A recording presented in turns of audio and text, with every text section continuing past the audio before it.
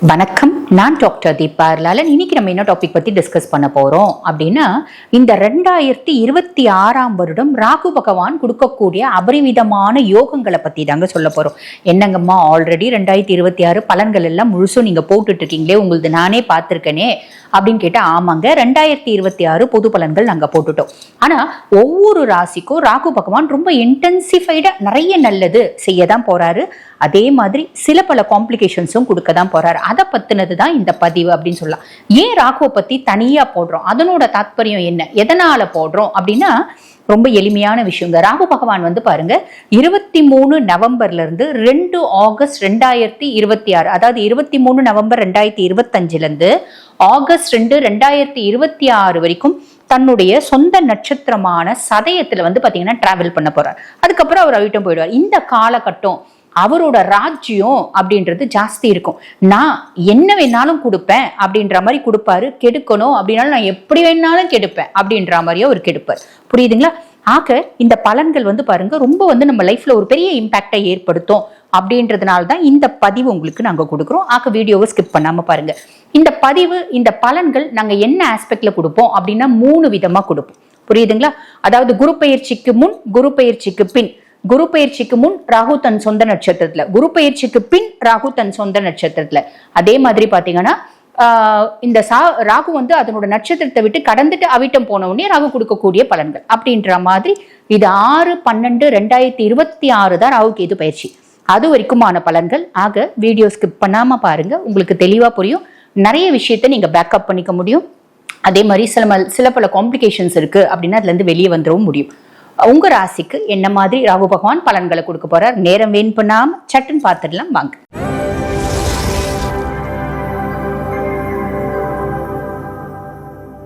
கும்பராசி அன்பர்கள், உங்களுக்கு உங்க சுயஸ்தானத்திலே ராகு உட்கார்ந்துட்டு இருக்கா. அதாவது ராகு ஜென்மத்துல இது வந்து பாருங்க, நமக்கு முற்பகுதி, அதாவது 23 நவம்பர் 2025 இருந்து 1/6/2026 வரைக்கும் சதய நட்சத்திர ராகு டிராவல் பண்றாரு. அதுக்கும் மேல குருனோட பார்வை அப்படின்றது இருக்கு. அப்ப இந்த குரு பார்வை சதய நட்சத்திர ராகு சுயஸ்தானத்துல என்ன மாதிரி பலன்களை நம்மளுக்கு கொடுக்க போறாரு அப்படின்னா, உங்களுடைய தோற்றமே ரொம்ப வந்து பாத்தீங்கன்னா யூனிக்கா இருக்கும். தனித்துவமான தோற்றம் அப்படின்றது சொல்லுவாங்க பாத்தீங்களா. ஒரு கவர்ச்சியான ஆளுமை. நான் வந்து முதலே ரொம்ப ஆளுமையான பர்சனாலிட்டி தாங்க. ஆமாங்க, நான் கும்பம். காரணம் என்ன அப்படின்னா, கும்பம் அப்படின்னா சனி, ராசியாதிபதி சனிதான். எனக்குன்னு ஒரு யூனிக் கேரக்டர் இருக்கும், எனக்குன்னு ஒரு யூனிக் பர்சனாலிட்டி இருக்கும், எனக்குன்னு வந்து ஒரு யூனிக் ஆட்டிடியூட் இருக்கும். இதெல்லாம் இருக்கும் தான். இப்ப அதெல்லாம் வந்து பாத்தீங்கன்னா இன்னும் கொஞ்சம் வந்து மிருகத்தனா போல இருக்கு அப்படின்ற ஒரு விஷயம். நான் புதுசா யோசிப்பேன். எப்பயுமே கும்பம் புதுசா யோசிக்கும். ஓகேங்களா? நீங்க அதனோட இதையே பாருங்க, கலசம் வச்சிருப்பாங்க. கும்பம் அப்படின்னாலே பூர்ண கும்பம், கலசம். அவங்களோட சிந்தனைகளும் அந்த அளவுக்கு உயர்வா இருக்கும், தெளிவா இருக்கும், புத்திசாலித்தனமா இருக்கும் அப்படின்னு சொல்லலாம். ஆக புதிய சிந்தனை, நான் புதுசா எனக்கு மாற்றம் ஒன்றே மாறாதது அப்படின்னு நினைக்கக்கூடிய பர்சனாலிட்டிஸ் தான் கன்னி மாதிரியே நானும். நான் என்ன பண்ணுவேன், எனக்கு புதிய சிந்தனைகள் அப்படின்றது எப்ப பாரு என்னோட மைண்ட்ல வந்துட்டே இருக்கும். இது ஒண்ணு செய்யறேன், இதுல சக்சஸ் ஆயிடுறேன், அட போய் இதுல நான் சக்சஸ் ஆயிட்டேன், எனக்கு அதுக்கப்புறம் எனக்கு அதுல கிக் இருக்காது, நான் புதுசா ஒண்ணு தேடுவேன், அந்த மாதிரின்னு சொல்லலாம்.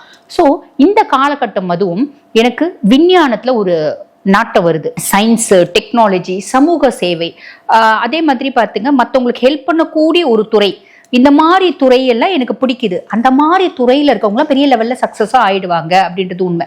மத்தவங்களுக்கு ஹெல்ப் பண்ணக்கூடிய துறை, அப்படி ஒரு துறை இருக்காமா இந்த காலகட்டத்துல அப்படியெல்லாம் கேட்கக்கூடாது. அந்த மாதிரி துறைகள்ல அது கமர்ஷியலா ஆனாலும் மத்தவங்களுக்கு சேவை அப்படின்ற துறை இருக்கு பார்த்தீங்களா. ஹாஸ்பிட்டல், டாக்டர்ஸ், இந்த மாதிரி மற்றவங்களுக்கு சேவை செய்யக்கூடிய துறையில இருக்கவங்கள வந்து பாத்தீங்கன்னா பெரிய லெவல்ல உயரத்துக்கு வாய்ப்பு உண்டு. அவங்களே எப்பயுமே உயர்ந்துருவாங்கம்மா. காரணம் என்ன அப்படின்னா, நாங்க சும்மா ஒரு தலைவலி அப்படின்னு போக எனக்கு தலையில ஆப்ரேஷன் பண்ணிடுவாங்கம்மா அப்படிலாம் போடக்கூடாது. புரியுதுங்களா? அப்படிலாம் கமெண்ட் எல்லாம் போடவே கூடாது, ரொம்ப தப்பு. சரி, பியாண்ட் தட் என்ன அப்படின்னா, ஒரு விளையாட்டுக்கு சொல்லணும்னா அப்படிலாம் சொல்லலாம். பியாண்ட் தட் வந்து பாருங்க, அந்த மாதிரி எல்லாம் நிறைய வந்து சினிமாவில் உங்களுக்குலாம் அந்த மாதிரி காமிச்சு நீங்க அப்படி நினைக்கிறீங்க. இன்ஃபேக்ட் இங்க நானே வந்து கூட பார்த்துருக்கேன். கிளினிக் வருவாங்க, வரும்போது வந்து பாத்தீங்கன்னா கழுத்துல ஒரு செயின் போட்டிருப்பாங்க, கழுத்துல இருக்க செயினை கழட்டி பர்சுக்குள்ள போட்டுப்பாங்க, பர்சுக்குள்ள போட்டுன்னு உள்ள வருவாங்க. நான் அதை வெளியே பார்த்துட்டு இருந்தேன்னு வச்சுக்கோங்களேன், கேபின் வெளியே கண்ணாடி தெரிஞ்சு வச்சுக்க, நான் கேட்பேன், ஏமா செயினை கழட்டிக்க பர்சுக்குள்ள போட்ட அப்படின்னு கேட்பேன். அந்த மாதிரி எத்தனையோ பேர் நான் கேட்டிருக்கேன். இல்லம்மா, ஆஸ்பத்திரி போனா மொத்தத்தையும் புடுங்கிடுவாங்கன்னு சொல்லியிருக்காங்க அப்படின்னு. யாரும் இப்படிலாம் தப்பா சொல்றதுன்னு தெரியல. பட் அந்த மாதிரி நிறைய மக்களோட மைண்ட்ல ஃபிக்ஸ் ஆயிட்டு இருக்கு. கிளினிக்குள்ள எந்தே சாதாரண ஒரு சின்ன கிளினிக் தான், அதுக்குள்ள வரும்போது என்னத்த பெரியல வந்து நம்ம கழுத்துல இருக்க செயினை போட்டு பர்ஸ்குள்ள போட்டு போயிடுறது. நான் அதான் சொல்லுவேன், டாக்டர் பிடிங்கிடுவாங்கன்னு சொல்லிட்டு பர்ஸை தொலைச்சிட போறீங்கம்மா, கழுத்திலே போட்டுக்கோங்கம்மா அப்படின்னு நான் நிறைய பேரை சொல்லியிருக்கேன். ஸோ இந்த மாதிரி நிறைய மைண்ட் செட் இருக்கு மக்களுக்கு இல்லைங்களா. இப்ப இது எதுக்கு சொல்றேன் அப்படின்னா, அந்த மாதிரி தொழில இருக்கவங்க முன்னேறுவாங்க. எல்லா தொழிலையும் முன்னேற்றம் அப்படின்ட்டு இருக்கும். நீங்க கும்பமா இந்த மாதிரி விஷயங்கள்ல முன்னேற்றம் அப்படின்றதுக்கும் நீங்க புதுசா யூனிக்கா யோசிப்பீங்க, யூனிக்கா செயல்படுத்துவீங்க. ஆல்ரெடி நான் செய்யக்கூடிய தொழில் தான், அந்த தொழில வந்து ஒரு புதுமையை நான் புகுத்துவேன், அந்த புதுமையை புகுத்துறதுனால நான் பெரிய லெவல்ல சக்சஸ் ஆவேன் அப்படின்ற ஒரு அமைப்பு அப்படின்னு சொல்லலாம். வெளிநாட்டு தொடர்புகள் மூலியமா பேரு, புகழ், வருமானம் இதெல்லாம் வரக்கூடிய அமைப்பு. பொதுவாக வந்து பாருங்க, ராகு அப்படின்றது வந்து பாத்தீங்கன்னா நிறைய பேர் சொல்லுவாங்க பாம்பு கிரகம், சாயா கிரகம், சர்ப்ப கிரகம் அப்படின்லாம் சொல்லுவாங்க. ஆனா உண்மை என்ன அப்படின்னா, அதெல்லாத்தோட சேர்த்துன்னு அது எல்லாத்தோட ஒரு தூக்கி சாப்பிட்ற உண்மை இருக்கு. இந்த ராகு கேது அப்படின்னாலே ஏதோ ஒரு விதத்துல வெளிநாட்டோட ஒரு லிங்க் அப்படின்றத ஏற்படுத்துவாங்க அப்படின்னு சொல்லலாம்.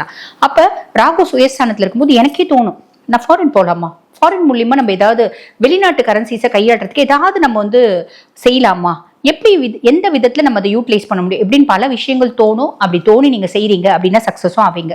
அதே மாதிரி வாழ்க்கையில இன்னும் சாதிக்கணும் சாதிக்கணும் சாதிக்கணும் அப்படின்ற எண்ணம் வரும். என் தொழில மேல நான் கொண்டு போகணும் அப்படின்ற எண்ணம் வரும். எத்தனை கொண்டு போனாலும் போய் போட்டுக்கலாம். அந்த அளவுக்கு இன்டென்ஸ்டா அந்த டிசையர் ரொம்ப இன்டென்ஸா இருக்கும் அப்படின்னு சொல்லலாம். ஸோ இது எல்லாமே பிளஸ் தான், பெருசாக கவலைப்படணுன்ற அவசியமே இல்லை. இது எல்லாமே சூப்பர் பிளஸ் அப்படின்னு தான் சொல்லணும். அதுக்கப்புறம் இதுல மைனஸ் இருக்கு, இப்பதான் நான் சொல்ல போறேன்.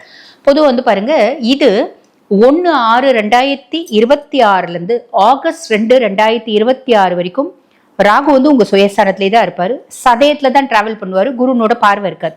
அப்ப என்ன வரும், எனக்கு நிறைய வரும். என்னென்ன வரும்? ஃபர்ஸ்ட் விஷயம், என்னோட மன அமைதி குறையும்.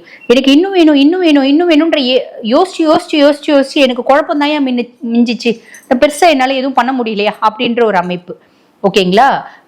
என்னோட கான்ஃபிடென்ட் லெவல் ஓவரா இருக்குங்க, பயங்கரமா கான்ஃபிடென்ட் ஆயிட்டேன். அதனால என்ன ஆச்சு, எனக்கு ஈகோ ப்ராப்ளம் வந்துருச்சு. என்னுடைய கான்ஃபிடென்ட் லெவல் அதிகமாச்சு. அதனால நான் வேலை செய்யற இடத்துல வந்து பாருங்க, என் பாஸ்க்கு ஒண்ணுமே தெரியாது, எனக்கு எல்லாமே தெரியும். அவன் ஒன்றும் தெரியாதவன் என்ன குறை சொல்றது அப்படின்ற மாதிரி ஒரு ஈகோ கிளாஷ் வருது. இது வேலை செய்யற இடத்துல மட்டும் இல்லை, வீட்லயும் சரி, நம்மளோட சரௌண்டிங்ஸ்லயும் சரி, நம்மளோட ஃப்ரெண்ட்ஸ் கிட்டயும் சரி, இந்த மாதிரி சேலஞ்சஸ் வரதுக்கு வாய்ப்பு உண்டு. நிறைய பேருக்கு நரம்பு சம்பந்தப்பட்ட பிரச்சனைகள், allergy rash, skin rashes, digestive disorders இதெல்லாமும் வரத்துக்கு வாய்ப்பு உண்டு. உறவுகள்ல வந்து பாத்தீங்கன்னா தவறான புரிதல், நல்ல உறவை நான் இழந்துட்டேன்ப்பா, நான் வந்து பாருங்க மிஸ் அண்டர்ஸ்டாண்ட் பண்ணிக்கினேன், அவங்க ஒன்று சொல்ல நான் ஒன்று நினைச்சுக்கினேன், நானா இப்படி வந்து யூகிச்சுக்கினேன், இந்த மாதிரி ஒரு புரிதல் தப்பா போச்சு அப்படின்ற மாதிரி இருக்கும். என்னோட என் ஃப்ரெண்ட்ஸ் தான் எனக்கு உலகம்னே நினைச்சேன், என் ஃப்ரெண்ட்ஸ் தான் எனக்கு வாழ்க்கைனே நினைச்சேன். அவங்களால கெட்டு போய் நான் வந்து பாத்தீங்கன்னா ரொம்ப நட்டாத்துல நிறுத்திட்டு போயிட்டாங்க, என்னை முழுசும் ட்ராப் பண்ணிட்டு போயிட்டாங்க அப்படின்னு சொல்லலாம். அதே மாதிரி பாருங்க, என்னோட யாரை ரொம்ப நினைச்சனும், யாரை ரொம்ப வந்து நம்பணும், அவங்க தப்பு செஞ்சாங்க நானே தப்பா புரிஞ்சுட்டு நான் வந்து பாத்தீங்கன்னா காம்ப்ளிகேஷனை அனுபவிக்கிறேன் அப்படின்ற ஒரு அமைப்பு அப்படின்னு சொல்லலாம். அதுக்கும் மேல நான் முதலே சொன்னேன், சுயஸ்தான ராகு இன்னும் வேணும்ன்ற எண்ணம் வரும். அது எத்தனை இன்னும் வேணும்னாலும் போட்டுக்கலாம் அப்படின்னு சொன்னேன். அந்த இன்னும் வேணும்ன்றது எதுல வரும், முக்கியமா காதல், காமம் இதுலயும் வரும், லவ்ல வரும். எதுலையுமே எனக்கு வந்து செக்ஷுவல் சாட்டிஸ்ஃபேக்ஷனும் இருக்காது. அந்த மாதிரி காதல், காமம் இதுலயும் அந்த மாதிரி எண்ணம் வரும். ஸோ அதனால மிஸ் அண்டர்ஸ்டாண்டிங்ஸ் வரும்.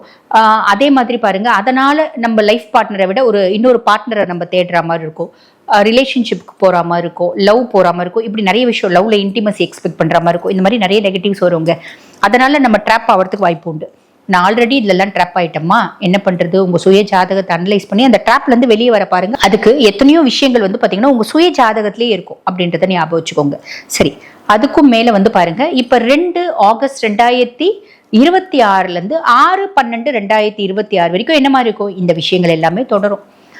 மனசு அமைதி இல்லாமல் இருக்கிறது, மனசு சஞ்சலப்படுறது, குடும்பத்தில் அப்படியே லைட்டாக குழப்பங்கள், பிரச்சனைகள் எல்லாம் இருக்கிறது, ஸ்கின் மேனிஃபெஸ்டேஷன்ஸ், ஹெல்த் இஷ்யூஸ் வருது, ஃப்ரெண்ட்ஸ் வந்து ரொம்ப நம்பினாங்க, ஏமாத்தினாங்க, இந்த மாதிரி அமைப்புலாம் இருக்கும்.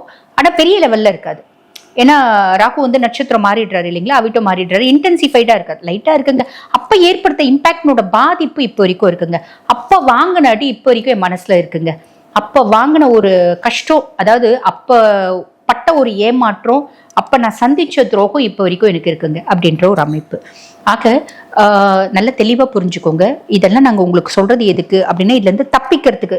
நீங்க சொல்றதுக்கு முன்னாடியே நாங்க மாட்டிக்கணும் அப்படின்னா அதுக்கும் நாங்க சொல்லியிருக்கோம். உங்க சுய ஜாதகம் தான் அதுக்கு இண்டெக்ஸ். நல்லா தெளிவா அனலைஸ் பண்ணிட்டு அதுல இருந்து வெளியே வரவும் முடியும், ஞாபகம் வச்சுக்கோங்க. இப்ப நான் சொன்னது வந்து பாத்தீங்கன்னா உங்க ராசிக்கான கோச்சார பலன்.